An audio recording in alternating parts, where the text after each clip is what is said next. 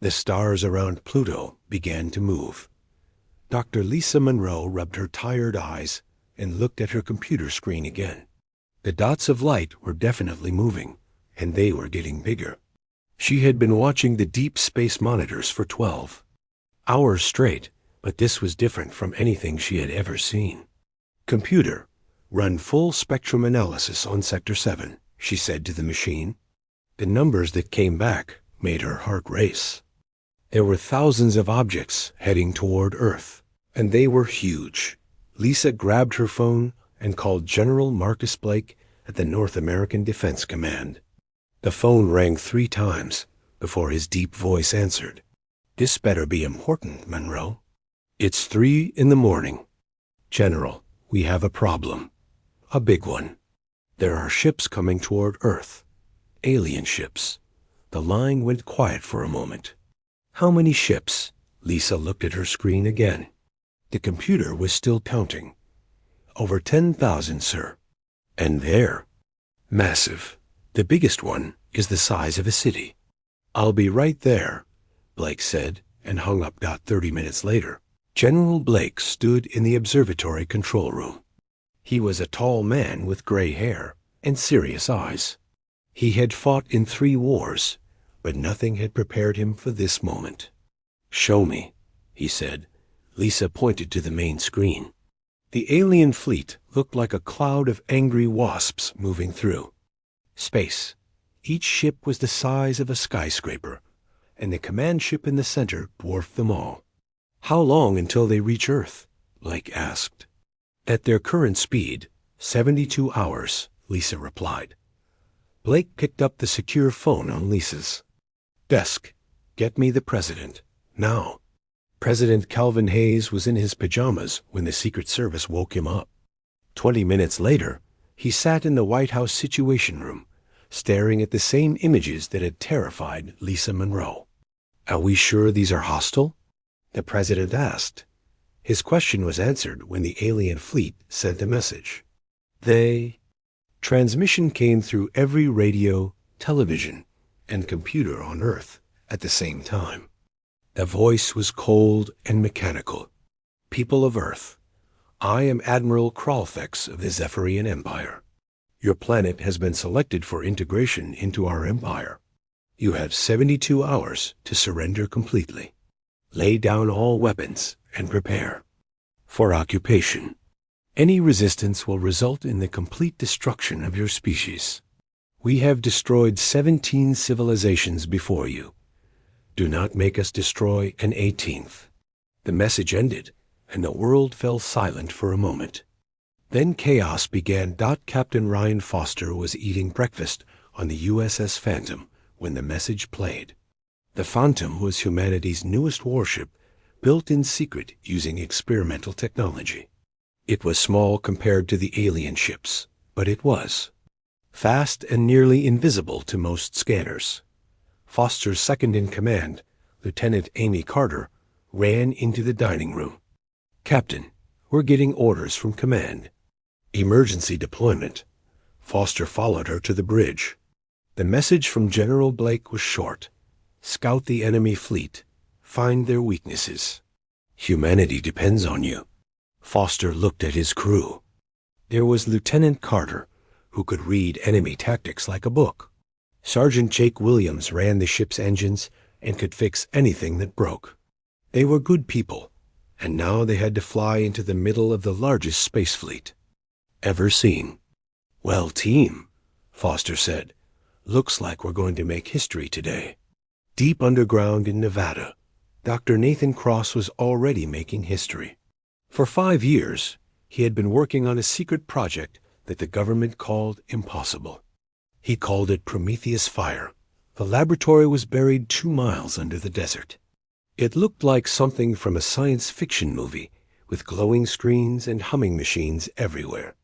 Cross had been working for 36 hours straight, and his coffee had gone cold hours ago. His assistant, Dr. Karen White, brought him a fresh cup. "Nathan, the resonance stations are all online.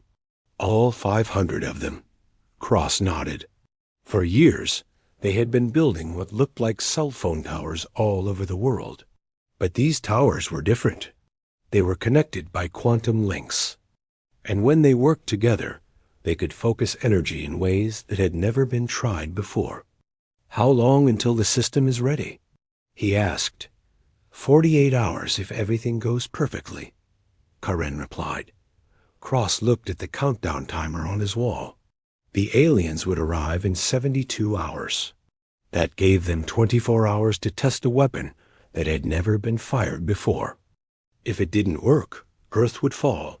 Back in the White House, President Hayes was on the phone with every world leader. The conversation was the same each time. "We need to work together," he told the Prime Minister of England. "This isn't about countries anymore. It's about the human race." General Blake stood next to the president's desk, watching the alien fleet get closer on his tablet. Each hour, the ships grew larger on Earth's telescopes. Soon, people would be able to see them with their naked eyes. "Sir," Blake said, "we need to address the nation. People are starting to panic." Hayes nodded. In 2 hours, he would give the most important speech in human history. He would tell 8 billion people that aliens were coming to destroy them, but that humanity would not go down without a fight. The alien fleet continued its steady approach toward Earth. Admiral Krall Thex sat in his command chair, reviewing the files on humanity. They were a young species, barely out of their home star system. Their weapons were primitive, their ships were small, and their military forces were divided into dozens of separate countries. It would be an easy conquest, just like all the others. But Admiral Krall Thex had made one mistake. He assumed that humans would react like every other species the Empire had conquered. He thought they would panic, surrender, or fight uselessly against impossible odds. He had never met a species that would smile while setting a trap. The USS Phantom moved through space like a ghost. Captain Ryan Foster watched the alien fleet grow larger on his screen as they got closer. Each enemy ship was 10 times bigger than his vessel, and there were thousands of them. "Stealth systems are holding steady," reported Sergeant Jake Williams from the engine room. "They can't see us yet." Lieutenant Amy Carter sat at her station, watching the enemy communications. "Captain, I'm picking up their radio signals. They're not even trying to hide their messages." Foster moved to stand behind her chair. "What are they saying?" "They're talking about us like we're animals in a zoo," Carter replied, her voice angry. "Listen to this." She played the alien transmission through the ship's speakers. The mechanical voice spoke in perfect English. "Commander Vexstar to Admiral Krall Thex. The human species appears to be in complete panic. Our scouts report no military response. Their ships are hiding behind their moon like frightened children." Another voice answered. "Excellent. Begin standard formation for planetary bombardment. We will demonstrate our power by destroying their largest cities first. The survivors will surrender immediately." Foster clenched his fists. The aliens were planning to kill millions of people just to make a point. "Carter, keep recording everything. We need to get this information back to Earth." The Phantom drifted closer to the alien fleet. The enemy ships were arranged in tight groups, perfect for their bombardment plan, but terrible for defense. Foster had spent 20 years in the Navy, and he could see the tactical mistake immediately. "They're bunched up like fish in a barrel," he whispered to himself. Williams called from the engine room. "Captain, I'm reading massive energy signatures from those ships.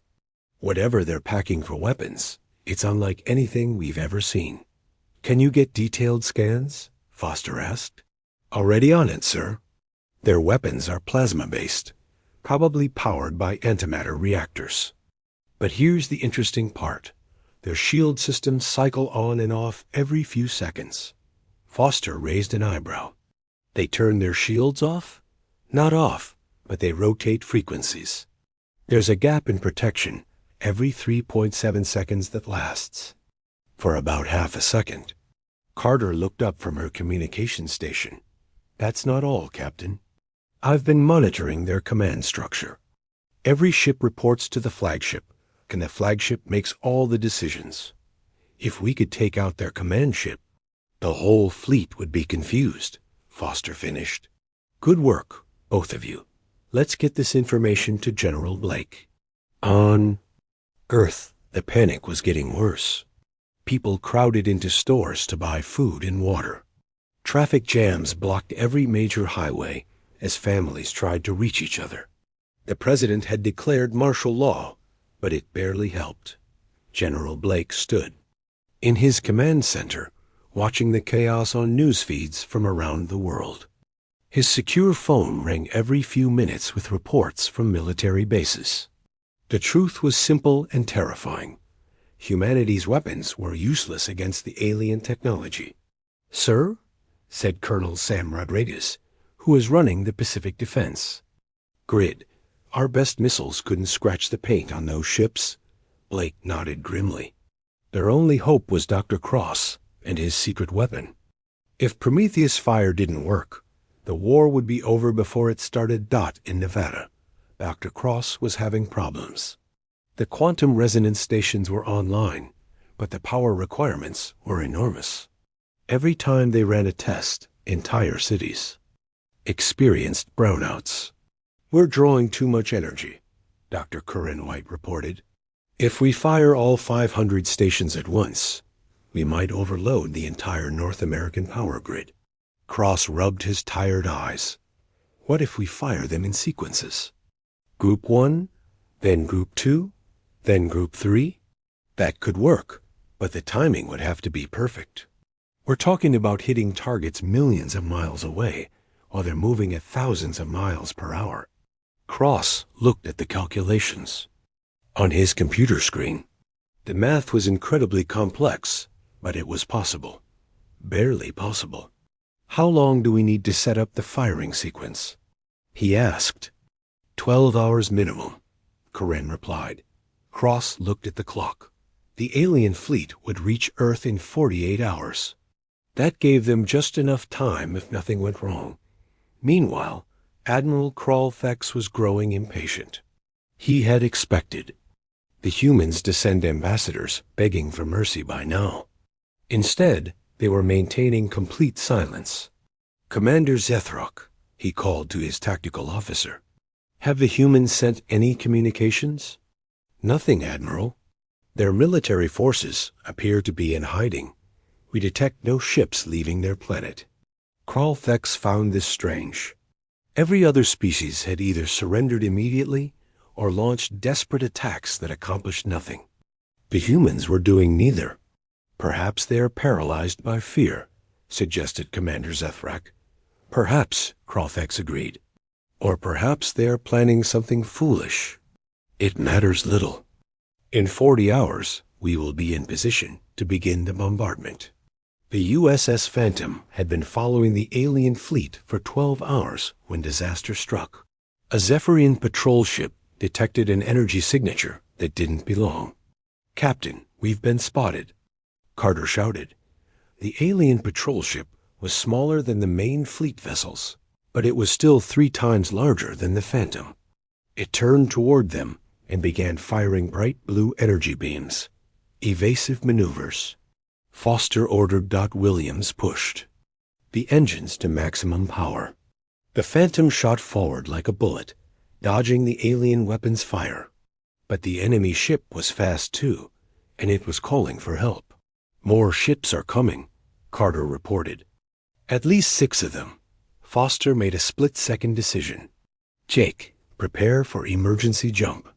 Amy, transmit all our data to Earth immediately." The Phantom dove toward the asteroid belt between Mars and Jupiter. The alien ships followed, firing continuously. One blast hit their rear shield, and the ship shook violently. "Shield down to 60%, Williams reported. Foster flew the ship between 2 large asteroids, using them as cover. The alien ships were too big to follow the same path, but they began blasting the asteroids to pieces. "Data transmission." Complete, Carter announced. Earth has everything we recorded. Good. Now let's get out of here. Williams activated the experimental jump drive that made the Phantom special. Space seemed to fold around them, and suddenly they were 1,000,000 miles away. The alien ships were left behind, confused and angry. Foster slumped in his captain's chair. They had escaped, but barely. The information they gathered would be crucial for Earth's defense, assuming there was going to be a defense. Back on Earth, General Blake received the Phantom's data transmission. The information about the shield gaps in command structure was exactly what Dr. Cross needed. Blake picked up his secure phone and called Nevada. Cross, I'm sending you targeting data. Can your system hit moving targets with pinpoint accuracy? If the calculations are perfect, yes, Cross replied. But Marcus, we only get one shot at this. If we miss, or if the system doesn't work, we won't get a second chance. Blake looked at the countdown timer on his wall. 36 hours until the alien fleet reached Earth. Then we better not miss, he said. In his underground laboratory, Dr. Cross began the most important work of his life. He had to calculate firing solutions for 500 energy weapons, targeting thousands of enemy ships that would be moving at incredible speeds. The math alone would take 20 hours, but if he succeeded, humanity would survive. If he failed, the human race would join 17 other extinct civilizations in the Zephyrian Empire's history books. The trap was being set, and soon the galaxy would learn that humans were not as helpless as they appeared. Admiral Kralfex stood on the bridge of his flagship, watching Earth grow larger on the main screen. The blue planet looked peaceful and beautiful, which would make its destruction all the more satisfying. Admiral, reported Commander Zethrak, we are now within optimal bombardment range. All ships are in position for the demonstration attack. Kralfex smiled. The demonstration would be simple but effective. His fleet would destroy 3 major human cities simultaneously, showing the primitive species the futility of resistance. After that, the survivors would surrender within hours. Excellent. Target their largest population centers. London, Tokyo, and New York will serve as examples to the rest. But before he could give the order to fire, his communications officer interrupted. Admiral, we're receiving a transmission from the planet. The humans wish to negotiate. Kralfex was surprised. Most species either surrendered immediately or fought uselessly until they were extinct. The humans were the first to request talks after seeing his fleet's power. Put them through, he ordered. President Calvin Hayes appeared on the screen, sitting in the White House Oval Office. He looked calm and composed, which impressed Kralfex slightly. I am President Hayes, leader of the United Earth government. I request the opportunity to discuss terms. Kralfex leaned forward in his command chair. There are no terms to discuss. Human, you will surrender unconditionally, or your species will be destroyed. I understand your position, Hayes replied. But surely a civilization as advanced as yours values efficiency.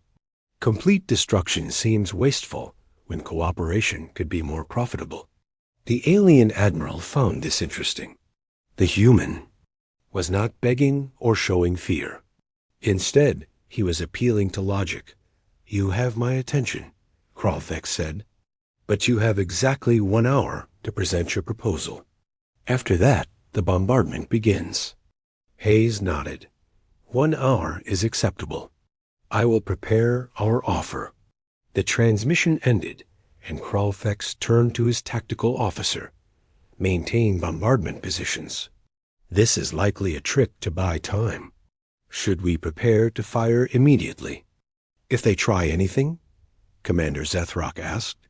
Yes, but I am curious to see what they propose. No species has ever tried to negotiate after seeing our fleet. What Admiral Kralfex did not know was that the negotiation was exactly what Dr. Nathan Cross needed. The extra hour would give him time to complete the targeting calculations for Prometheus Fire. Deep in his Nevada library, Cross was working faster than he had ever worked in his life. The quantum resonance stations were online and ready, but hitting moving targets across millions of miles required perfect mathematical precision. Status report, he called to Dr. Corinne White. Stations 1 through 200 are locked and loaded. Stations 201 through 400 are still calibrating. The final 100 stations are having power regulation issues. Cross looked at the master control panel. Red lights showed problems with 73 stations scattered across the globe. If those stations didn't work, there would be gaps in the attack pattern. "Get me Colonel Rodriguez and Commander Scott," he ordered. Within minutes, he was connected to military officers around the world. Colonel Sam Rodriguez was managing the Pacific stations from his command center in Hawaii. Commander Helen Scott was coordinating the European stations from a bunker in England. "People, we have problems," Cross announced. "Some of our stations are offline. I need your engineers to fix them in the next 30 minutes. "Understood," Rodriguez replied. "My teams are already working on the power issues." "Same here," Scott added. "We'll get them online." Cross hoped they were right. A weapon system had never been tested at full power. If it failed, humanity would have no second chance. Meanwhile, Captain Ryan Foster was bringing the USS Phantom home to Earth. The ship had been damaged in the fight with the alien patrol, but it was still flying. "Docking request approved," came. The voice from Earth Control. "Proceed to Station 7. Foster guided his ship into the hidden military dock beneath the Pacific Ocean. As soon as they were secure, General Blake was waiting for them. "Captain, your mission was a success. The information you gathered about their shield frequencies is exactly what we needed." Foster nodded, but he looked worried. "General, there are a lot of them. Even with our new weapon, can we really destroy? An entire fleet?" Blake's expression was grim. "We're about to find out. Cross believes the system will work, but we've never tested it against real targets." "What's our backup plan if it doesn't work?" Foster asked. "There is no backup plan," Blake replied. "This is humanity's only shot." On the alien flagship, Admiral Kralfex was becoming impatient. The humans had been negotiating for 50 minutes, and their proposals were getting more ridiculous. They offered to surrender half their planet in exchange for keeping the other half, Commander Zethrak reported. They claimed they can provide valuable resources and labor. Kralfex waved his hand dismissively. Typical desperate bargaining. "They still don't understand that we take everything or nothing." "Should I tell them their time is up?" the communications officer asked. "Give them 10 more minutes. Then we begin the bombardment, whether they agree or not." What the Admiral didn't realize was that those 10 minutes were exactly what Dr. Cross needed to complete his preparations. In the Nevada laboratory, the final targeting calculations were finished. All 500 quantum resonance stations were online and ready. The power grid was holding steady, though several cities were experiencing rolling blackouts. "All stations report ready," Corinne announced. Cross looked at the master targeting screen. Every major alien ship was marked with a red dot. The computer had calculated the exact moment when each ship's shields would be in their vulnerable phase. "Confirmed. Targets, 9,847 enemy vessels," he read from the screen. "Estimated destruction rate, 97.3%. The 2.7% that might survive would be the ships at the edges of the formation. But even if some escaped, the alien fleet would be effectively destroyed." Cross picked up the phone to General Blake. "We're ready." "Excellent. Stand by for the President's signal." In the White House, President Hayes was ending his fake negotiation with Admiral Kralfex. The alien commander was growing visibly angry. "Your proposals are unacceptable," Kralfex declared. You have wasted my time with foolish bargaining. Prepare for bombardment. Hayes looked directly into the camera. Admiral, I have one final offer. I suggest you consider it very carefully. Speak quickly, human. My offer is this. Leave our solar system immediately, and we won't destroy your entire fleet. Kralfex laughed, a sound like grinding metal. You threaten us? Your primitive weapons cannot harm our ships. Perhaps not, Hayes replied calmly. But you're about to learn something about humanity that you won't find in your databases. The alien admiral's expression changed from amusement to confusion. What are you talking about? We're very good at solving problems, Hayes said. And right now, you're our problem. Kralfex cut the transmission and turned to his tactical officer. Begin bombardment immediately. Target all major cities. Yes, Admiral. Charging weapons now. But as the alien ships powered up their weapons, something else was happening on Earth. In 500 locations around the planet, quantum resonance. Stations were building up energy charges that would make the alien weapons look like firecrackers. Dr. Cross watched his control panel as the power levels climbed. All stations at maximum charge. Targeting locked. Waiting for authorization. General Blake stood next to him, his hand on the master control switch. Prometheus fire is authorized. Execute immediately. Cross looked at the countdown timer on his screen. In 10 seconds, the alien fleet would be in perfect position. Their tight formation, designed for maximum bombardment efficiency, would become their doom. Firing in 5.4.3.2.1. Fire. Blake pressed the switch. And around the world, 500 quantum resonance stations discharged simultaneously. The energy release was so massive that it briefly overloaded satellite communications and caused aurora displays visible from space. Beams of pure energy, invisible to the naked eye, but deadly beyond imagination, streaked across the solar system at nearly the speed of light. Each beam was targeted at a specific alien ship, timed to strike during the brief moment when their shields were vulnerable. The alien fleet had 68 seconds to live, but they didn't know it yet. Admiral Kralfex watched his weapons charging and smiled. In moments, the demonstration would begin, and another species would learn the price of defying the Zephyrian Empire. He had no idea that he was about to become the first alien commander in galactic history to lose an entire invasion fleet before firing a single shot. The energy beams from Earth traveled through space at nearly the speed of light. For 68 seconds, they were in visible death racing toward the alien fleet.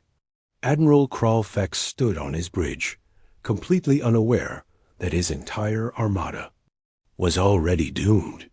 Weapons charged and ready, reported Commander Zethrak. Targeting London, Tokyo, and New York as ordered. Fire, Kralfex commanded. But before the alien weapons could discharge, the universe changed. The first beam struck the flagship's main reactor, just as its shields rotated to the vulnerable frequency. The massive ship, over 50 miles long, was sliced cleanly in half. The explosion lit up space like a small sun. Admiral Kralfex had exactly 2 seconds to realize what was happening before his bridge vaporized around him. His final thought was impossible to believe. The humans had turned their entire planet into a weapon. Across the alien fleet, the same scene repeated thousands of times. Quantum energy beams struck with surgical precision, hitting each target during its brief shield gap. Ships that had conquered 17 civilizations were cut apart like paper dolls. The Zephyrian dreadnought Voidhammer exploded so violently that the blast destroyed 6 nearby cruisers. The massive carrier Deathwing broke into 3 pieces, its fighter bays erupting in secondary explosions.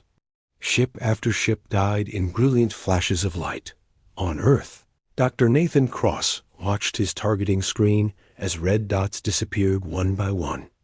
Direct hits on targets 1 through 500, 1,000, 2,000.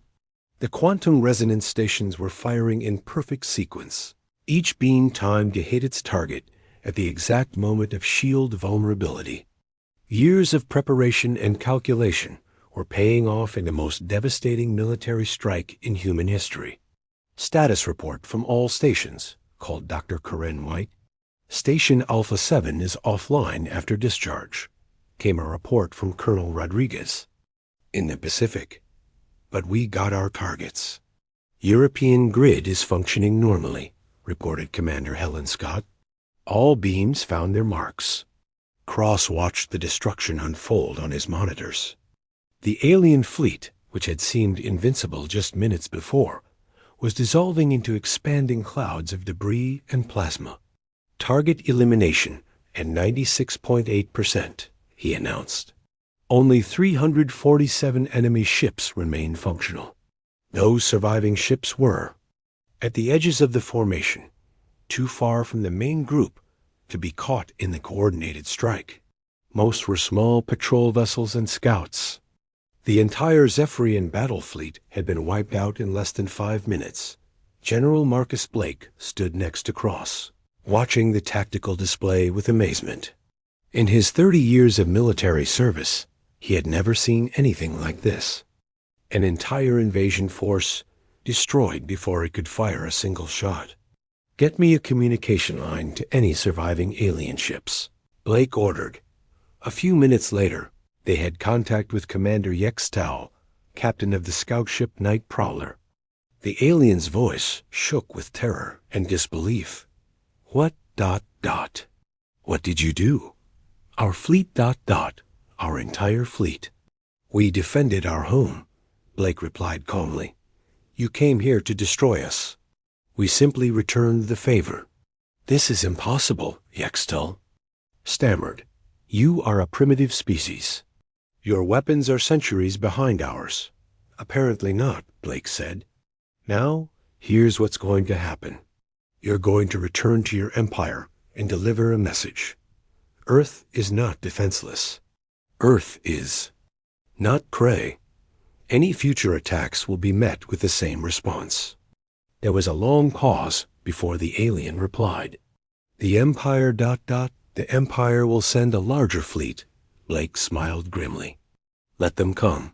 We'll be ready. The surviving alien ships retreated at maximum speed, carrying news of the impossible defeat. Back to the Zephyrian Empire. The retreat was so panicked that 2 ships collided while trying to jump to hyperspace.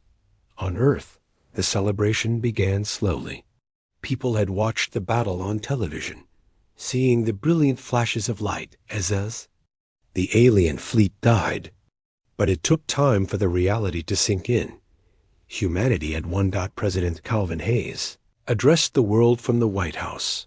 Behind him, the screen showed the debris field where the enemy fleet had been. My fellow humans, he began, today, we faced extinction and chose to fight instead. The alien invasion has been defeated, completely and utterly. Not a single enemy ship reached our planet. Around the world, people poured into the streets. In New York, London, and Tokyo, the cities that had been targeted for destruction, millions celebrated their survival. Fireworks lit up the night. Sky and car horns honked in every language. But the celebration was tempered by a sobering realization. Dr. Cross stood in his laboratory, looking at the readouts from his quantum resonance stations. The weapon system had worked perfectly, but its power was terrifying. We just destroyed 10,000 ships in 5 minutes, he said to Karen. What does that make us? Karen looked at the data on her screen. It makes us the most dangerous species in the galaxy.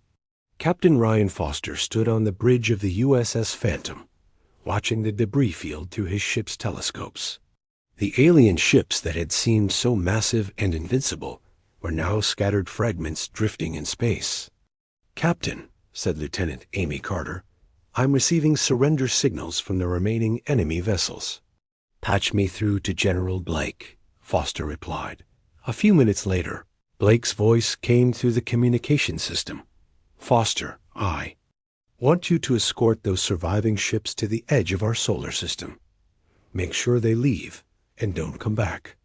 "Understood, sir." "What about the debris?" "Leave it. Let anyone who comes looking see what happens when Earth is threatened." The USS Phantom moved through the wreckage field, its cameras recording everything. Pieces of alien technology drifted past, some still glowing with residual energy. Foster's crew collected samples of the advanced materials and weapon systems. "This stuff is centuries ahead of our technology," Sergeant Jake Williams reported from the engineering station. "If we can reverse engineer it, we'll have the most advanced fleet in the galaxy," Foster finished. Meanwhile, news of the battle was spreading beyond Earth. The few alien survivors transmitted their reports to the Zephyrian Empire, but the signals were intercepted by dozens of other civilizations. Species that had lived in fear of the Empire for centuries suddenly had hope. On the planet Kethver, which had been conquered by the Zephyrians 50 years earlier, underground resistance fighters received the transmission. Their leader, a being called Torax, listened to the report with growing amazement. A single planet destroyed the entire Third Fleet? He asked his communications officer.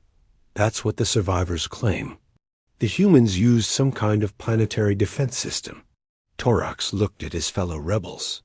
For half a century, they had hidden in caves and ruins, striking small blows against their oppressors. But if a young species like humanity could defeat the Empire's greatest fleet, contact the other resistance cells, he ordered. Tell them what happened at Earth. The Empire can be beaten. Similar scenes played out across the galaxy.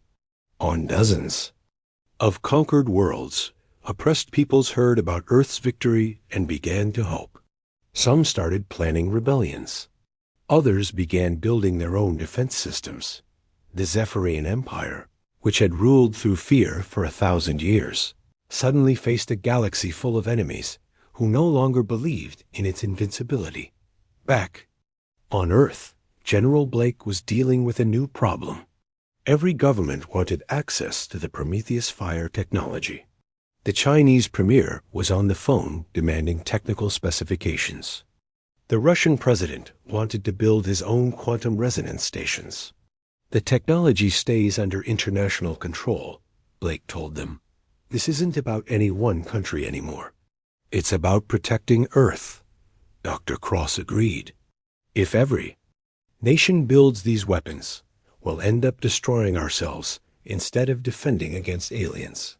President Hayes made the decision that would shape humanity's future. The Quantum Resonance Network would remain under the control of the United Earth Defense Command, with representatives from every nation. No single country would have the power to hold the world hostage. But more importantly, Earth would begin building starships. Real starships, capable of carrying the fight to other worlds if necessary. The age of human expansion was about to begin. Alien invasion had failed completely, but it had accomplished something the invaders never intended. It had united humanity and shown them their true potential. Earth was no longer an isolated world of primitive beings. Earth was now the most feared planet in the galaxy, and the galaxy would never be the same. 6 months after the battle, Earth was a different world. The debris from the alien fleet still orbited the planet like a metallic ring, serving as a constant reminder of humanity's victory. But the real changes were happening on the surface. In shipyards that had once built oil tankers and cargo vessels, workers now assembled humanity's first star destroyers. The designs were based on technology recovered from the Zephyrian wreckage, but improved with human engineering. Captain Ryan Foster stood in the main assembly bay, watching crews install the primary weapons on the UES Defiance. The ship was twice the size of his old USS Phantom, and it carried enough firepower to level a continent. "She's beautiful, isn't she?" said General Marcus Blake, walking up beside him. Foster nodded. Hard to believe we built something like this in 6 months. Necessity is a powerful motivator, Blake replied. The galaxy knows we're here now. We need to be ready for whatever comes next. The Defiance was the first of 12 new warships under construction. Each one incorporated lessons learned from the alien technology, but they were uniquely human in design. Where the Zephyrian ships had been massive and intimidating, the human vessels were sleek and fast. Dr. Nathan Cross had spent months studying the recovered alien systems. His team had made breakthrough discoveries in energy weapons, shield technology, and faster-than-light travel. The Zephyrians were powerful, but they weren't innovative, he explained to President Calvin Hayes during a briefing. They used the same designs for centuries. We've already improved on their technology in several key areas. Hayes looked at the technical reports on his desk. How long before we can deploy these new ships? The Defiance will be ready for trials next month, Cross replied. The full fleet should be operational within 2 years. But Earth's preparations went beyond building warships. The quantum resonance network had been expanded and improved. New stations were hidden in asteroid bases and on the moon. If another alien fleet attacked, humanity would be even more ready. Meanwhile, across the galaxy, the effects of Earth's victory continued to spread. The Zephyrian Empire was falling. Apart from within, on the conquered world of Veltara, rebels attacked Imperial supply convoys with weapons they had never dared to use before. The local resistance leader, a female warrior named Zara, broadcast a message that reached 17 star systems. The humans showed us the truth, she declared. The Empire is not invincible. They bleed and die just like the rest of us. Today, we fight back. Similar uprisings erupted on dozens of worlds. The Empire's forces spread thin across thousands of planets, could not contain the rebellions. For the first time in centuries, Zephyrian control was weakening. Emperor Vashtok sat in his throne room on the imperial capital world, reading reports of defeat after defeat. His greatest fleet had been destroyed by a species that hadn't even left their home star system. Now his empire was crumbling. Summon Admiral Dexmar. He ordered his aide. Admiral Dexmar was the Empire's most experienced commander, a veteran of 40 successful conquests. When he arrived, his face showed the strain of the past 6 months. My Emperor, the rebellion spreads faster than we can stop it. We need to consolidate our forces and abandon the outer territories. Emperor Vashtok, eyes glowed with anger. Abandon nothing. I want the humans destroyed. Assemble every ship we have and attack their world again. My lord, that would be unwise. Our intelligence suggests they have improved their defenses significantly. Another attack could result in even greater losses. Then what do you suggest? The Emperor demanded. Admiral Dexmar hesitated before answering. We should offer them a treaty, recognize their independence, and establish trade relations. The humans have proven they can defend themselves. Perhaps it's time to try diplomacy. The Emperor stood from his throne, his face twisted with rage. The Zephyrian Empire does not negotiate with primitives. You will attack Earth, or I will find someone who will. But Admiral Dexmar had seen enough of war. That night, he sent a secret message to Earth, offering to discuss peace terms. It was the first crack in the Empire's foundation, but it would not be the last. On Earth, President Hayes received the Admiral's message in the White House Situation Room. General Blake and Dr. Cross were also present for the historic moment. He wants to meet in neutral space, Hayes read from the transmission. He claims to represent a faction within the Empire that wants peace. Blake was skeptical. It could be a trap. Or it could be an opportunity, Cross added. If the Empire is having internal problems, we might be able to end this conflict without more fighting. Hayes made his decision. We'll meet with him, but we'll be ready for anything. Foster, I want you to command the escort fleet." 2 weeks later, Captain Foster led a small flotilla to the meeting point near Jupiter. The new U.S. Defiance flew alongside 2 older destroyers, their weapons ready but not targeted. The Zephyrian ship that met them was a sleek cruiser flying under a white flag of truce. Admiral Dexmar himself came aboard the Defiance for the negotiations. The alien commander was tall and imposing, but his manner was respectful rather than threatening. When he spoke to Foster and the human delegation, his voice carried genuine regret. "I want you to know that not all Zephyrians supported the attack on your world," he said. "Many of us believed it was a mistake from the beginning." Foster studied the alien's face. "Then why didn't you stop it?" "The Emperor's word is law, but your victory has changed everything. Half the Empire's military leaders now question his judgment. The negotiations lasted 3 days. Admiral Dexmar offered to recognize Earth's independence and establish peaceful relations. In exchange, he asked for human technology to help modernize the Empire's outdated systems. But Foster had a different proposal. "Help us free the worlds your Empire has conquered. Share information about other hostile civilizations. Work with use to bring peace to this region of space." Admiral Dexmar was quiet for a long moment. What the human was suggesting was nothing less than the complete transformation of the Zephyrian Empire. "You ask me to betray everything I have sworn to uphold," he finally said. "We ask you to choose between the past and the future," Foster replied. "Your empire is dying. Help us build something better." The alien admiral made his choice. 3 months later, civil war erupted in the Zephyrian Empire. Admiral Dexmar led the reformed faction, while loyal Imperial forces fought to maintain the old order. Earth provided weapons and tactical support to the rebels, but did not send troops. This was a fight the Zephyrians had to win for themselves. War lasted 18 months and ended with Emperor Vashtuka's death in the ruins of his palace. Admiral Dexmar became the first elected leader of the new Zephyrian Republic.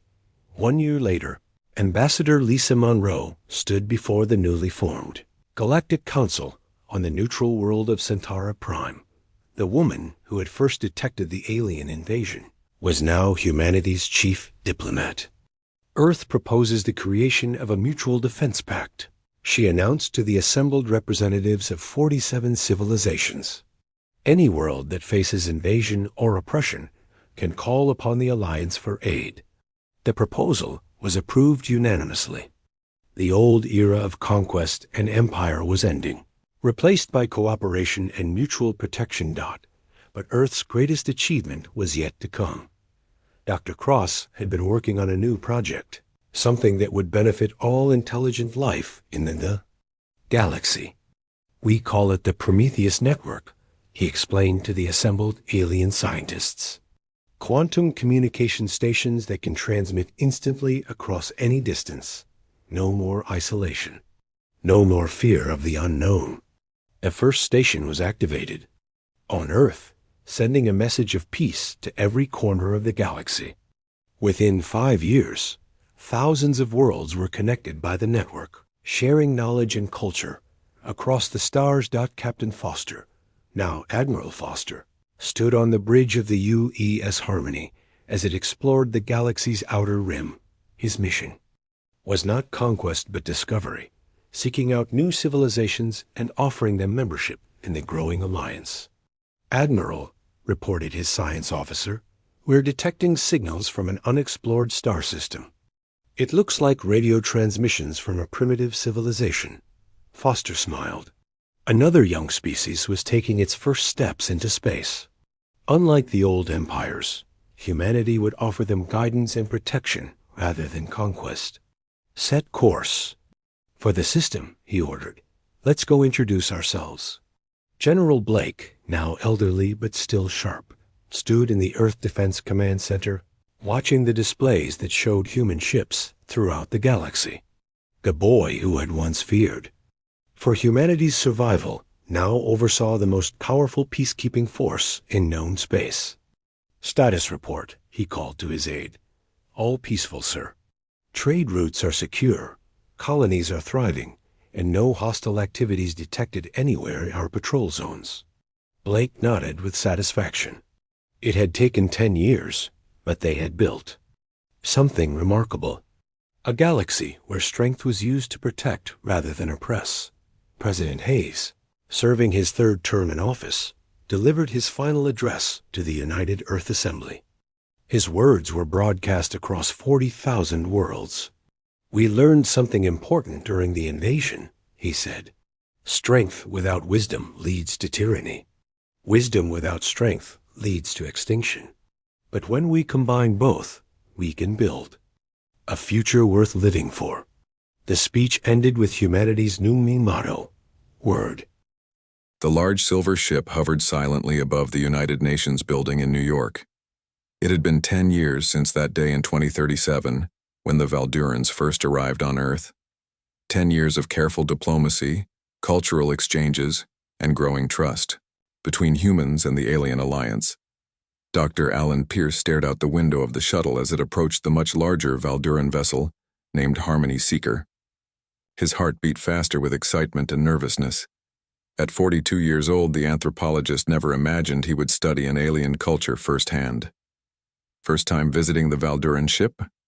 Asked the shuttle pilot. Yes, Alan replied, adjusting his glasses. I've met their diplomats on Earth, but this is different. The shuttle docked smoothly. When the door opened, Alan was greeted by an alien with pale blue skin, large almond-shaped eyes, and 4 slender arms. Ambassador Zoltek stood a foot taller than Alan. Welcome, Dr. Pierce, the ambassador said in perfect English. Your reputation as a scholar of cultures precedes you. We are honored to have you join our exchange program. Alan smiled and bowed, slightly. The honor is mine, Ambassador. Thank you for this opportunity. Zoltek led Alan through corridors filled with aliens of different shapes and sizes. All were members of the Valduran Alliance, a peaceful coalition of species from across the galaxy. Our alliance has thrived for thousands of years without warfare, Zoltek explained proudly. We evolved without the predatory instincts that plague many worlds. When we discovered Earth, we approached with caution. Your historical records showed violence. But your present is so peaceful. It gives us hope for all evolving species. Alan nodded politely but said nothing. He knew the truth was more complicated. Humans hadn't suddenly become peaceful. They had simply gotten better at hiding their warlike nature for these diplomatic exchanges. The ambassador showed Alan to his quarters, a comfortable room with a window looking out into space. Rest now. Tonight we have a welcome dinner for all new human delegates. At dinner, Alan met Lisa Wright, a 35-year-old historian with short brown hair and thoughtful eyes. She specialized in military history but had been carefully selected for this exchange. Quite a view, isn't it? She said, joining Alan by the large window overlooking Earth. Breathtaking, Alan agreed. Have you been briefed on what we can and cannot discuss with our hosts? Lisa lowered her voice. 3 hours of instructions. No mentioning wars, violent sports, or even children's games that involve competition. Director Simmons made it very clear. As if summoned by his name, Frank, Simmons appeared beside them. Tall and imposing with gray hair, the director of Earth's diplomatic mission had a forced smile. I see you two have met. Good. His smile vanished as he leaned closer. Remember why we're here. The Valdurans control access to 17 inhabited worlds and technology centuries beyond ours. We need this alliance. They value peace above all else and are disturbed by violence, so we give them what they want to see. A sanitized version of humanity, Lisa whispered. Simmons's eyes hardened.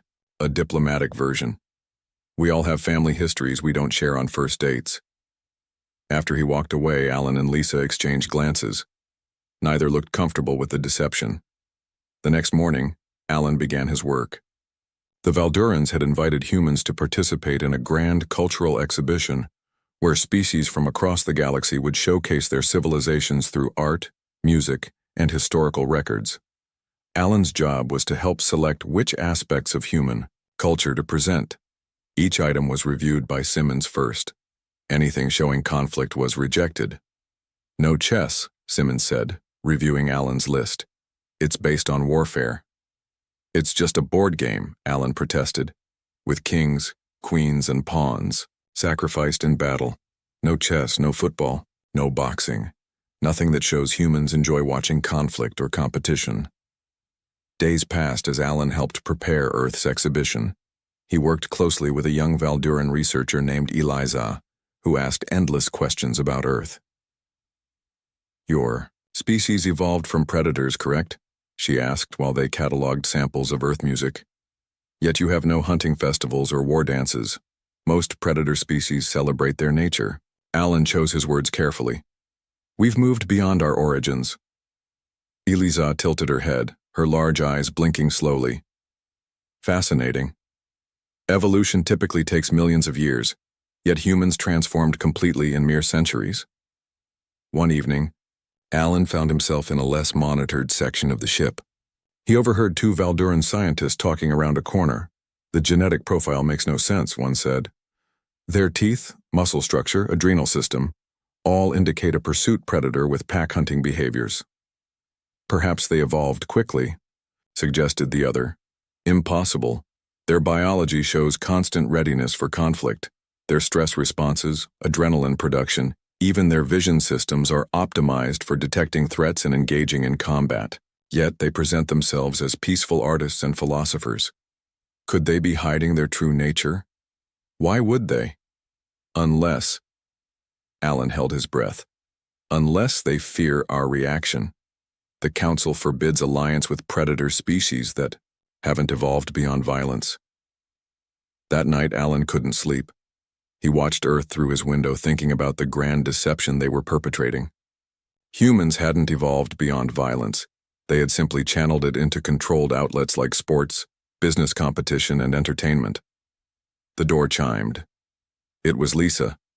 "Can't sleep either?" she asked, entering his room. Alan shook his head. "I'm an anthropologist. I'm supposed to study cultures honestly, not help hide who we are." Lisa sat beside him. "I know. I'm a military historian being asked to pretend human history had no wars." "Do you think this deception is necessary?" Lisa sighed. "I don't know, but I overheard something today. The Valdurans aren't just peaceful by choice, they're physically different. They never evolved fear responses or territorial instincts. Violence actually makes them physically ill. So if they knew the truth about humans, they might isolate Earth completely," Lisa finished. The next day, during a presentation about Earth music, a Valduran asked about certain rhythms that appeared in many human compositions. "They resemble heartbeats during pursuit," the alien observed innocently. Director Simmons stepped in smoothly. "Many of our rhythms derive from peaceful activities like walking or dancing." Later, Simmons pulled Alan aside. "The cultural exhibition opens in 3 months. A filmmaker named Olivia Martinez is creating a documentary about humanity for it. You'll help ensure it shows only our peaceful aspects." Alan nodded reluctantly.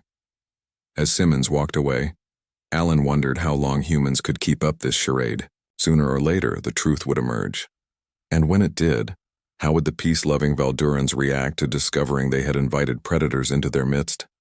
3 months passed aboard the Valduran ship. Alan grew more familiar with the curving hallways and the soft blue light that filled every room. Yet he felt a constant tension, like an actor who could never step off stage. One morning he found Eliza waiting outside his quarters. The young Valduran researcher held a tablet filled with human expressions. "Dr. Pierce, may I ask about these phrases I discovered in your literature?"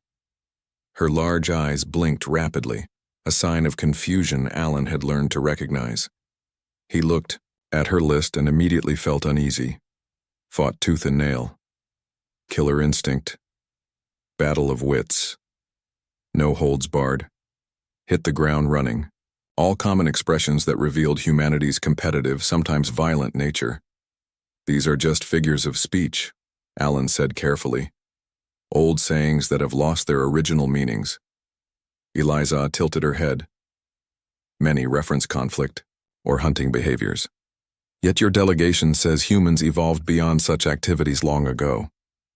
Language evolves slower than culture, Alan replied, hoping she would accept the explanation.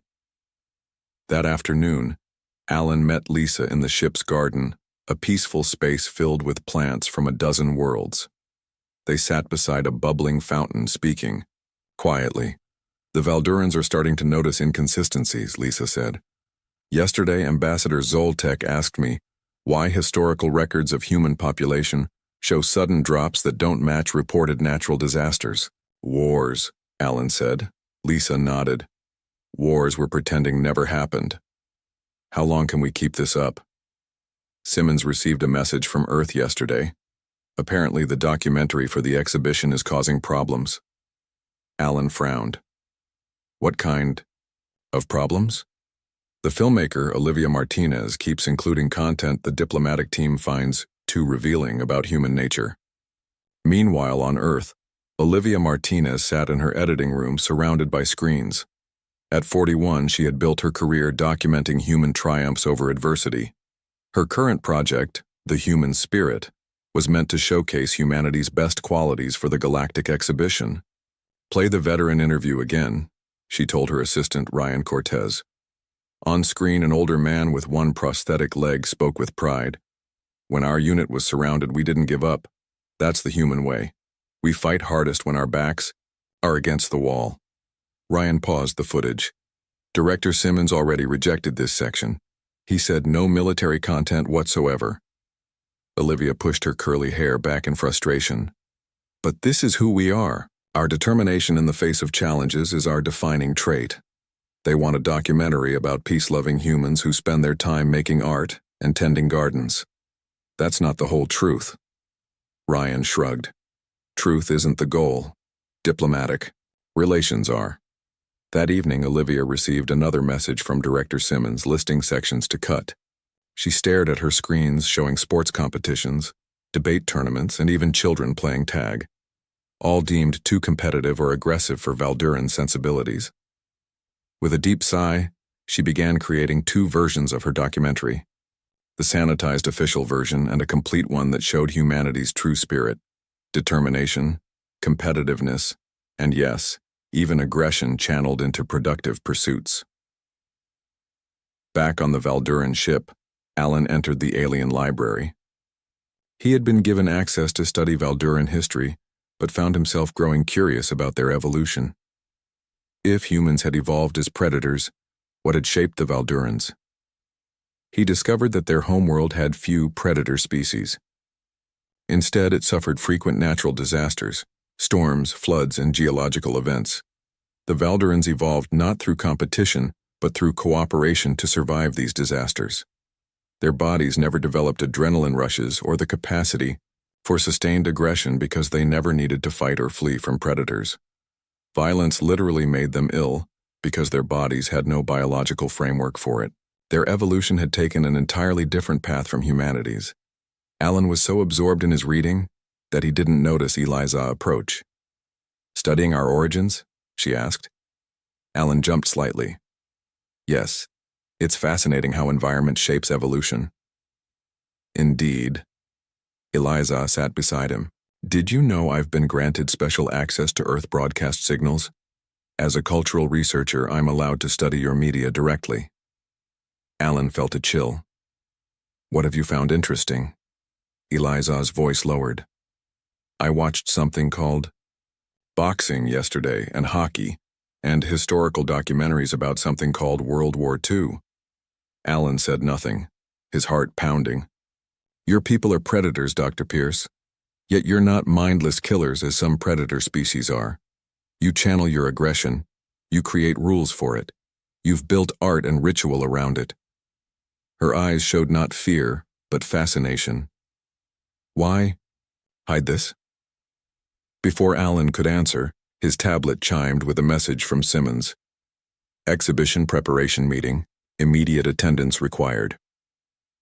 In the meeting room, Simmons introduced a hologram of Olivia Martinez from Earth. Ms. Martinez has completed the official documentary for our exhibition. We'll review it now. The lights dimmed as the documentary began playing. It showed beautiful scenes of human cooperation, scientists working together, artists creating, farmers tending fields, doctors healing the sick. Nowhere did it show competition, conflict, or struggle. "This is what the Valdurans will see," Simmons said proudly. After the meeting, Lisa caught up with Alan in the hallway. "That documentary is a lie," she whispered. "A diplomatic lie," Alan replied. "Is there a difference?" Lisa looked troubled. "The Valdurans are sharing their true culture with us, their real history, their actual biology, and we're giving them a fairy tale in return." "What's the alternative? Show them we're descended from predators and watch them end the alliance?" Lisa stopped walking. "Maybe honesty is better in the long run. What happens when they inevitably discover the truth? Won't that be worse?" That night, Alan couldn't sleep. He thought about what Eliza had said. Perhaps humans' unique trait wasn't violence, but how they had channeled their predatory instincts into creativity, exploration, and protected competition. On Earth, Olivia finished the final version of her official documentary. Then, late at night, she completed her unofficial version, the honest one. She labeled it clearly, "The True Human Spirit, Not for Exhibition." She didn't notice Ryan watching from the doorway, his face thoughtful. 3 weeks later, the Valduran Cultural Exhibition prepared to open. Ships arrived from across the galaxy. Hundreds of species would share their cultures, histories, and arts. No one knew that Ryan Cortez had secretly obtained a copy of Olivia's honest documentary. No one knew he had smuggled it aboard a supply ship to the exhibition.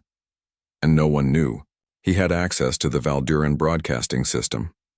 As Alan stood beside Ambassador Zoltek awaiting the exhibition's opening ceremony, he had no idea that humanity's carefully constructed peaceful image was about to shatter completely. The Valduran capital city glowed with soft blue and green lights as thousands of visitors arrived for the cultural exhibition. Massive white buildings with curved edges housed displays from over 200 worlds. The air buzzed with excitement and the sound of dozens of different languages. Alan stood inside Earth's exhibition hall, watching as the final touches were added to the human display. Large screens showed peaceful scenes of Earth, children playing in parks, scientists working together in labs, artists creating beautiful works. Not one image showed competition or conflict. "It looks good," Director Simmons said, appearing beside Alan. "Our section opens in 2 hours. The Valduran High Council will visit first, then the general public." Lisa approached them, her face tight with worry. "I just saw the official schedule. Our documentary plays on the main screens throughout the capital during the opening ceremony." "Perfect," Simmons nodded. "Olivia's film shows exactly the version of humanity we want the galaxy to see." Alan watched a group of Valdurans glide by, their 4 arms moving in graceful patterns. He felt a now familiar twist of guilt in his stomach. These people had shared their true culture, their real history. In return, humans offered a carefully edited fiction. In a small control room on the far side of the exhibition center, Ryan Cortez slipped past a distracted Valduran technician. He had arrived 3 days earlier with the supply ship, posing as a technical assistant for the Earth delegation. No one questioned his presence. Humans all looked similar to most Valdurans. Ryan pulled a small data crystal from his pocket. It contained Olivia's original unedited documentary, The True Human Spirit. He hesitated only briefly before inserting it into the main control terminal. With a few quick commands, he replaced the scheduled file with Olivia's honest version. "Sorry, Director Simmons," he whispered, "but some truths need to be told." He set the system to begin playback automatically at the scheduled time, then slipped out of the room. By the time anyone realized what had happened, he would be lost in the crowd. An hour later, the vast central plaza of the Valduran capital filled with representatives from across the galaxy. Floating platforms carried ambassadors from worlds with different gravity needs. Translation devices hummed quietly, converting the Valduran High Elder's welcome speech into hundreds of languages. Today we celebrate diversity, knowledge, and the peaceful sharing of cultures, the elder said, her voice gentle but carrying across the plaza. Let us begin with our newest allies, the humans of Earth, who have traveled far to join our galactic community. The massive screen surrounding the plaza lit up. The documentary began with a view of Earth from space, a beautiful blue marble hanging in darkness. In the crowd, Alan relaxed slightly. This was the beginning of Olivia's approved version, but his relief lasted only seconds. Instead of shifting to scenes of cooperation and art, the screen showed something entirely different. A sports arena filled with thousands of cheering humans appeared. Two fighters circled each other in a cage, throwing powerful punches and kicks. The human competitive spirit drives us to test our limits, a narrator's voice explained as the screen showed football players crashing into each other, marathon runners pushing through pain, and chess players locked in silent battle. Around Alan, Valdurans began making distressed sounds. Some backed away from the screens. "What is happening?" Ambassador Zoltek asked, his voice shaking. "These are combat activities." On screen, the documentary shifted to historical footage. Soldiers in World War II storming beaches, tanks rolling across deserts in more recent conflicts. Throughout our history, humans have engaged in warfare, the narrator continued. While we have worked to channel our aggressive instincts into more productive outlets, competition and strategic conflict remain part of our nature. "Turn it off," Simmons shouted, pushing through the crowd toward the control center. But the damage was done. For 3 full minutes, the unedited documentary played to the shocked audience. It showed hunting practices, martial arts competitions, even children playing capture the flag, all activities that revealed humanity's predatory origins. When officials finally managed to stop the playback, a terrible silence fell over the plaza. The Valdurans stared at the humans in their midst with new eyes, not with hatred but with something perhaps worse. Fear. Ambassador Zoltek approached Director Simmons slowly, keeping unusual distance between them. "You deceived us," he said, his voice barely above a whisper. "Your species has practiced organized warfare. You are predators." "We are peaceful now," Simmons insisted, his face pale. "Those images showed our past and regulated competitions, not our present relations with other species." But the Valduran security forces were already moving, surrounding the human delegation. They did not draw weapons. Valdurans rarely carried them. But their posture had changed. They now watched the humans as one might watch a dangerous animal that could attack at any moment. Alan found himself separated from Lisa in the confusion. Eliza appeared at his side, looking troubled but not surprised. "You knew," Alan said. She nodded. "I suspected. Your biology, your language, your arts, all showed signs of predatory evolution that your delegation tried to hide." "We're not just killers," Alan said urgently. "Yes, we evolved as predators, but we've developed ethics, laws, compassion." "I believe you," Eliza replied. "But the High Council may not be so understanding. Deception is viewed as a prelude to aggression in our culture." Across the plaza, an emergency meeting of the Valduran High Council was quickly assembled. Alan watched as Ambassador Zoltek was called inside the towering government building. The humans were instructed to remain where they were under watch.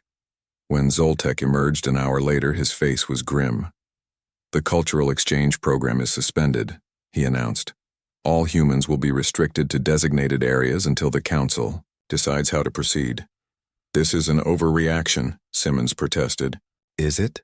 Zoltek asked. "You hid your true nature from us. How can we trust anything you say now?" As security forces began escorting humans to a separate building, Alan saw Lisa in the crowd. She caught his eye and mouthed words he could barely make out. "Now what?" Alan had no answer. In one afternoon, years of careful diplomacy had collapsed. The peaceful Valdurans now viewed humans as potential predators loose in their midst. And the worst part was, from their evolutionary perspective, they weren't entirely wrong. That night, locked in a comfortable but closely monitored room, Alan watched reports spreading across Valduran news networks. Some called for immediately ending all contact with humans. Others suggested studying humans as dangerous but fascinating creatures. A few brave voices argued for understanding and continued relations. The alliance that had seemed so promising now hung by a thread. And somewhere, in the building, Ryan Cortez watched the chaos he had unleashed, wondering if truth had been worth the price. News of the incident spread quickly across Earth. Government leaders held emergency meetings. News reports showed the Valduran capital and the human delegation now under what they called protective observation. On the Valduran homeworld, Alan sat in a comfortable room that felt very much like a cell. The door wasn't locked, but two Valduran guards stood outside. They called themselves safety monitors rather than guards, but the effect was the same. A soft chime announced a visitor. The door slid open to reveal a Valduran official Alan hadn't met before. "Dr. Pierce, I am Renlo, Special Advisor to the High Council. I need to speak with you. Alone." Alan followed Renlo through quiet hallways to a small room with a table and 2 chairs. Unlike the blue lighting used in most Valduran spaces, this room had bright white light that reminded Alan of an interrogation room. "Please sit," Renlo said. "I have questions about human aggression." "I'll answer honestly," Alan replied. "That seems important now." "Indeed." Renlo blinked slowly. The documentary showed humans engaged in something called mixed martial arts. Fighters caused each other pain deliberately. "Is this common?" "It's a regulated sport with willing participants, safety rules, and medical staff present," Alan explained. "The fighters choose to compete." "Choose to hurt and be hurt?" Renlo seemed genuinely confused. "Why?" Alan thought carefully, before answering. "Humans evolved as predators. Our bodies produce chemicals during competition that feel good. We enjoy testing our limits. But we've created rules and structures to channel these instincts safely. And warfare. The images of what you call World War II showed mass destruction." "Yes. We have fought terrible wars," Alan admitted. "But we've also worked hard to prevent them. The United Nations, international law, diplomatic relations, these are all systems we've built to redirect our competitive instincts into peaceful channels."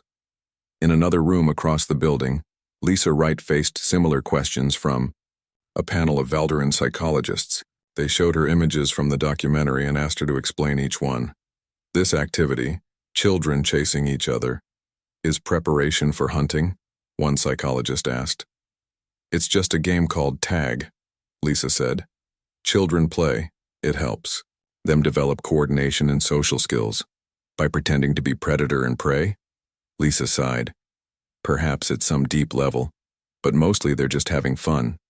Meanwhile, in the Valduran High Council chamber, Ambassador Zoltek addressed the governing body. "We must decide how to proceed with the humans," he said. "Some of you have suggested ending all contact. Others want to maintain relations but with stricter protocols." An older Valduran rose to speak. "They are predators who hid their nature. This suggests planned aggression. The Alliance has always avoided predator species that still practice warfare." Another council member disagreed. "But humans have built impressive technologies and art despite, or perhaps because of, their competitive nature. There may be benefits to limited contact." "They lied to us," someone shouted from the back. Ambassador Zoltek raised all 4 hands for silence. "Yes, they concealed aspects of their nature. But consider, if they truly meant us harm, why seek alliance at all? They have weapons that could destroy their own world many times over, yet they've never threatened us." On Earth, Olivia Martinez sat in a government office facing angry officials. "Your documentary has caused an interstellar incident," one said coldly. "My documentary told the truth," Olivia replied. "I created the sanitized version as ordered. Someone else chose to show the honest one.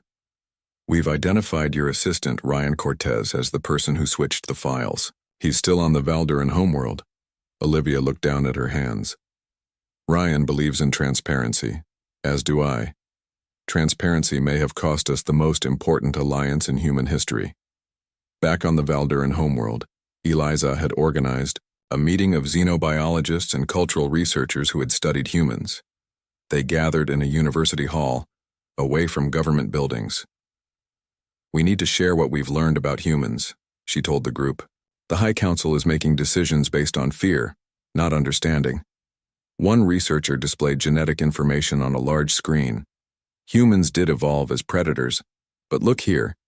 Their cooperation genes are highly developed. They form strong social bonds. They care for sick and injured members. They mourn their dead. Another added, "Their art shows constant tension between their aggressive and cooperative natures. They are aware of this duality and struggle with it consciously." "Many predator species simply kill," Eliza said. "Humans channel their predatory instincts into structured activities. Their competitions have rules. Their wars, terrible as they are, have laws governing conduct." "Are you suggesting we continue relations with them?" someone asked. "I'm suggesting we judge them by their actions toward us, not by their evolutionary history," Eliza replied. Her words spread beyond the meeting. By evening, debates raged across Valduran media networks. Some citizens demanded humans be sent home immediately. Others argued for understanding and continued diplomatic relations. 3 days after the documentary incident, Alan was summoned to meet with Ambassador Zoltek. "The High Council has reached a decision," the ambassador said. "Limited engagement with humans will continue, but under stricter protocols." "What kind of protocols?" Alan asked. "All human visitors must undergo cultural education about Valduran sensitivities. We will establish observation stations near Earth to monitor for aggressive expansion, and we require complete historical and cultural transparency moving forward." Alan nodded. "Those seem like reasonable precautions." "Some council members wanted to end all contact," Zoltek admitted. "They see your predatory instincts as too dangerous. But others argued that your very drive, your competitive nature, might be valuable in certain situations, such as, "The galaxy is not entirely peaceful, Dr. Pierce. The Valduran Alliance has encountered other predator species less restrained than humans." That evening, Alan and Lisa were allowed to meet in a garden area. The air was filled with the sweet scent of alien flowers. 2 guards watched from a distance. "I heard they're not cutting ties completely," Lisa said. "No, but trust is damaged," Alan replied. "They'll be watching us carefully for a long time." "Can you blame them? We did lie. Not a complete lie. We just showed them one side of humanity." Lisa smiled sadly. "But we're not just peaceful creators and explorers. We're also fighters and competitors. It's part of who we are." "Maybe that's what they need to understand," Alan said thoughtfully. "We can be both. Our capacity for aggression isn't separate from our creativity and determination. They're connected." In his quarters that night, Alan drafted a proposal for a new kind of cultural exchange, a series of honest conversations about the differences between human and Valduran evolutionary paths. If the Valdurans truly wanted to understand humans, they needed to see all sides of human nature. The drive that pushed humans to climb mountains, explore space, and yes, sometimes fight wars. As he worked, news arrived that the Valduran High Council had agreed to hear his proposal. It wasn't much, but it was a start. A small opening that might allow 2 very different species to truly understand each other. 3 weeks passed since the documentary incident. The Valduran capital still buzzed with discussions about humans, but the initial fear had begun to fade. Alan's proposal for honest cultural exchange had been approved by both human officials and the Valduran High Council. Today would be the first public conversation between the species since the revelation of humanity's predatory nature. Alan stood backstage in the grand hall, adjusting his collar nervously. The room outside was filled with hundreds of Valdurans who had come to hear him speak. Lisa appeared beside him, offering a supportive smile. "Ready?" she asked. "As ready as I'll ever be to tell an audience of peaceful aliens that humans like to compete and sometimes fight," Alan replied. "Just be honest. That's what got us into this mess, but it's also the only way out." When they walked onto the stage, Alan was surprised to see Eliza already there, arranging display screens. Ambassador Zoltek stood at the front, addressing the audience. "Today begins a new chapter in understanding between our peoples," the ambassador said. "No more diplomatic filters, no more careful editing, just truth." Alan stepped forward to speak. The hall grew quiet. "My name is Dr. Alan Pierce.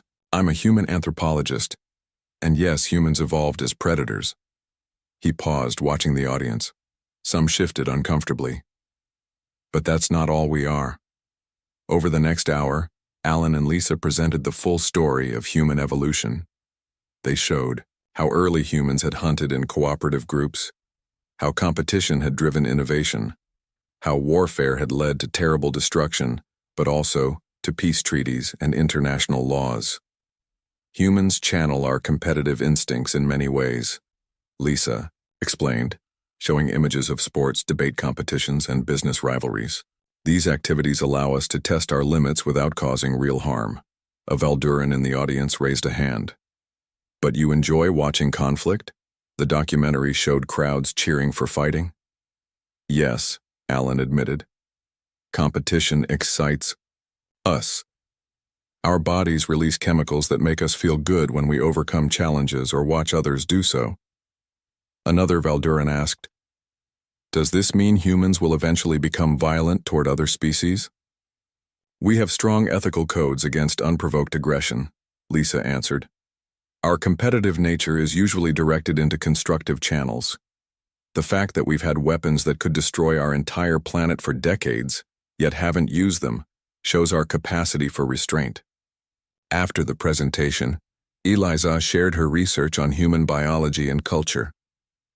"Humans are not simple predators," she concluded. "They are complex beings who struggle consciously with their dual nature. Their art, literature, and philosophy show constant exploration of the tension between aggression and cooperation." That evening, Alan received surprising news. The Valduran High Council had voted not only to continue relations with humans but to expand certain types of cooperation. "They want to learn from us?" Alan asked Ambassador Zoltek in disbelief. "In limited ways, yes," the ambassador replied. "Your capacity for strategic thinking in competitive situations could be valuable." "I don't understand. Just weeks ago they were ready to cut all ties." Zoltek's expression grew serious. "Something has happened that I am now permitted to share with you. A Valduran science vessel was attacked 3 days ago by the Krell." "The Krell? Who are they?" "An expansionist species we've had difficult relations with for centuries. They are territorial and aggressive, not unlike humans in some ways, but without your ethical restraints." Alan understood immediately. "You want our help dealing with them?" "We want your perspective," Zoltek corrected.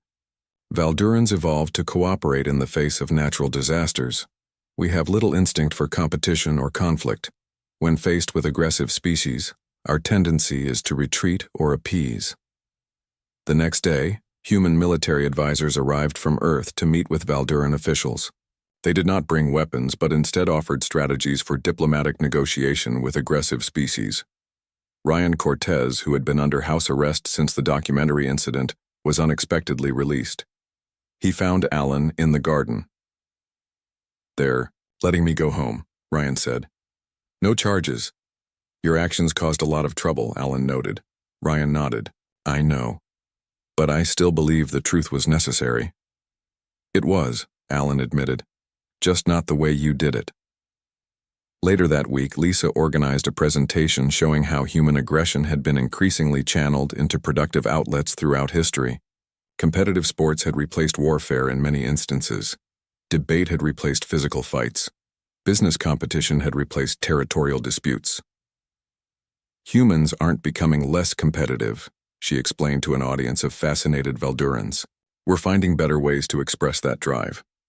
The most surprising development came when a Valduran ship encountered Krell vessels near a disputed star system. With human advisors helping develop strategy, the Valdurans successfully defended their research outpost without escalating the conflict. Ambassador Zoltek invited Alan to his office afterward. The windows looked out over the beautiful Valduran, capital, its white buildings glowing softly in the evening light. Your people's advice proved valuable, the ambassador said. For the first time in our history, the Krell retreated without us giving up territory or resources. Sometimes standing firm prevents further aggression, Alan replied. A concept alien to Valduran thinking. Zoltek made a gesture of appreciation with his 4 hands. Perhaps this is the balance we can find between our peoples. Your strategic thinking complements our cooperative nature. 1 month after the documentary incident, a new project began. Olivia Martinez arrived on the Valduran homeworld, this time invited officially. She would work with a Valduran historian named Tevra to create a truly honest documentary about both species. No more sanitized versions, Olivia promised when she met Alan and Lisa. Just the truth about who we are, the good and the challenging. On her first day, she also met with Ryan, who had been allowed to stay as a cultural liaison. Your stunt could have ended everything, she told him. Or it opened the door to real understanding, he replied. Sometimes you have to break things to rebuild them better. 6 months later, as Alan prepared to return to Earth after completing his exchange program, he stood by a window on the Harmony Seeker, watching the Valduran homeworld grow smaller. Eliza joined him for a final conversation. What have we learned from this experience? She asked. Alan thought carefully before answering. That different evolutionary paths lead to different strengths. That honesty, even when difficult, builds stronger bonds than comfortable fictions, and that sometimes what seems like a weakness, Valduran non-aggression or human competitiveness, can become a strength when our peoples work together. As Earth came into view, beautiful and blue against the blackness of space, Alan realized that humanity's full nature, both peaceful and fierce, might ultimately be its greatest contribution to the galactic community. Not despite their predatory origins, but because of them. The very drive that had once made humans dangerous hunters now pushed them to explore, discover, and protect. The truth had nearly ended everything. But in the end, that same truth had opened the door to something better, a more honest and complete understanding between very different peoples among the stars.